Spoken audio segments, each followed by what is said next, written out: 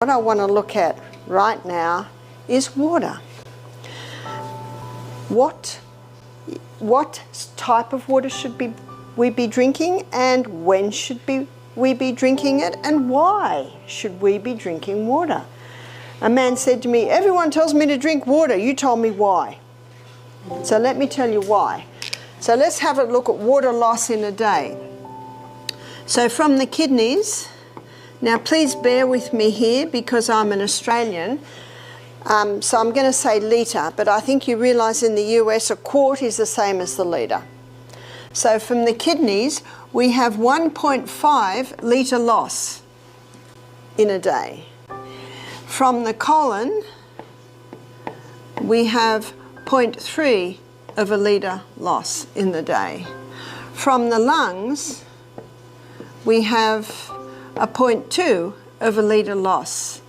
And what's a surprise to most is from the skin we have a 0.5 of a litre loss. So that's 2.5 litre loss, so litre loss in a 24-hour period.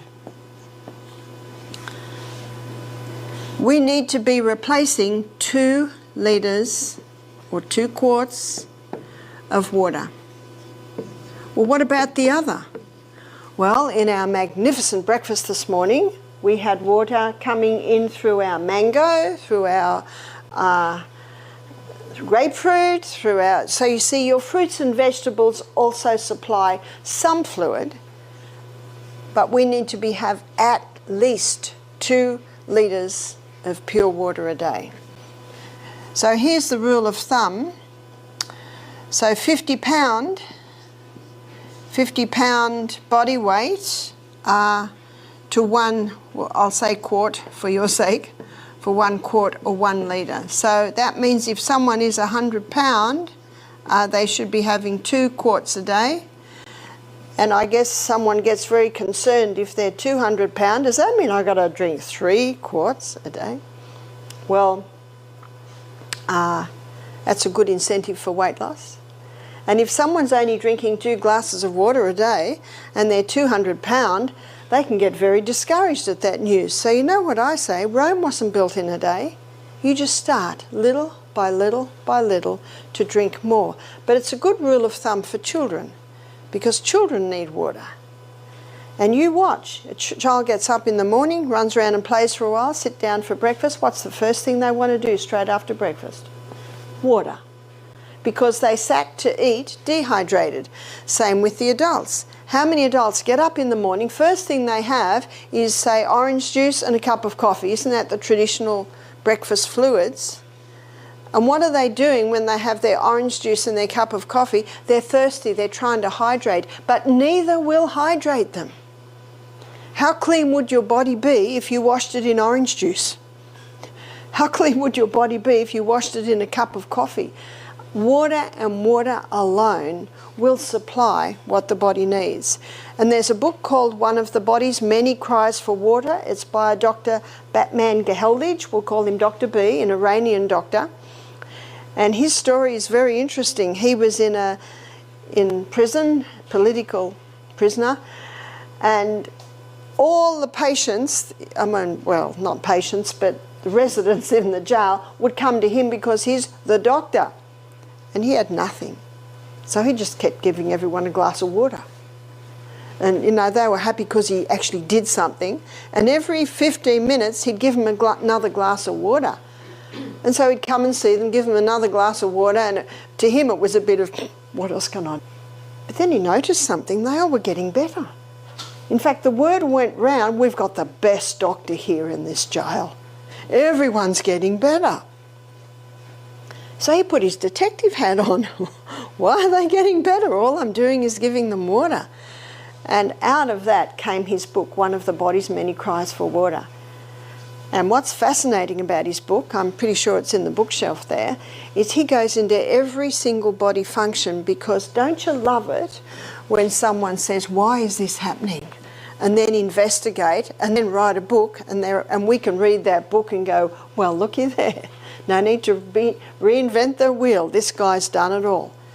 And what he found was the first place that water is lost is the stomach.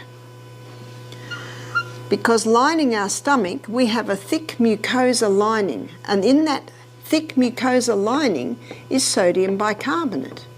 And that sodium bicarbonate is in the stomach lining, so that if any stomach acid tries to go through, it's immediately negated or neutralised, so that the hydrochloric acid doesn't eat out our stomach.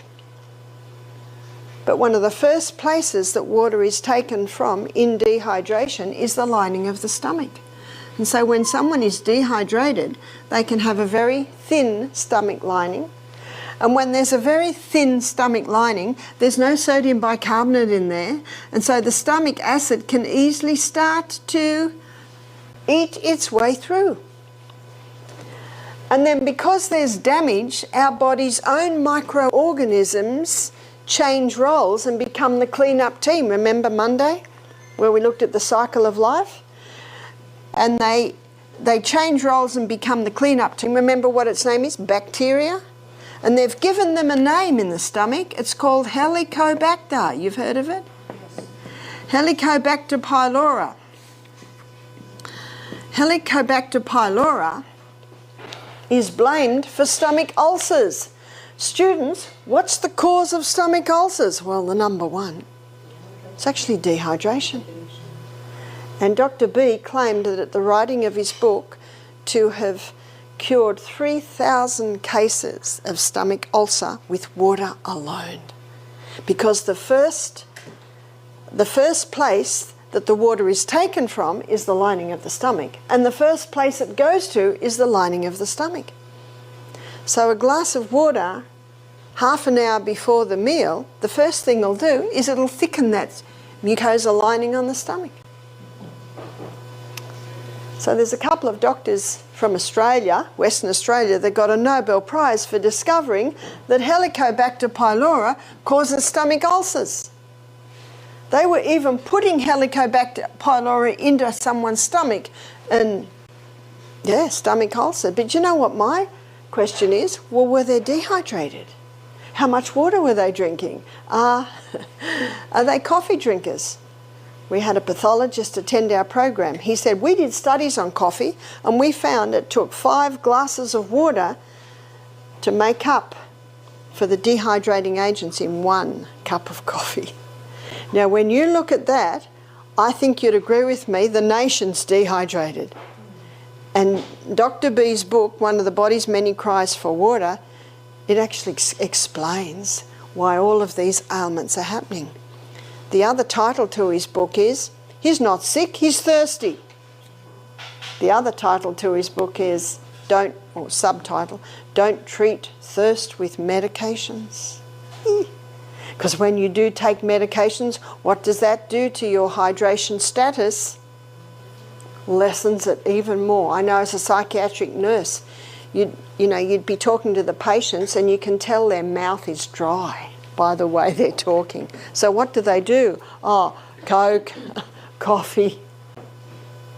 Is that helping? Not at all. In fact, it's contributing to the fact that they're still in the psychiatric hospital, because our brain is 85% water. From the neck down, we're 75% water. Our brain is a hydroelectric system. No hydro, no electricity. A person can actually develop negative thought patterns in a dehydrated brain. And most people know that their headache possibly is due to dehydration. My husband rang me one day, 3 o'clock in the afternoon. He was driving. He said, I don't know what's the matter with me. I've got a migraine. I can hardly drive. So you know what my first question always is? How much water have you drank? And he went, oh dear. He said, I haven't drunk any water since I woke up this morning. So he woke up in the morning and had water. He had breakfast. Must have got busy, had lunch, and now we are 3 in the afternoon. He is chronically dehydrated. So I said to him, just don't drink a whole glass of water.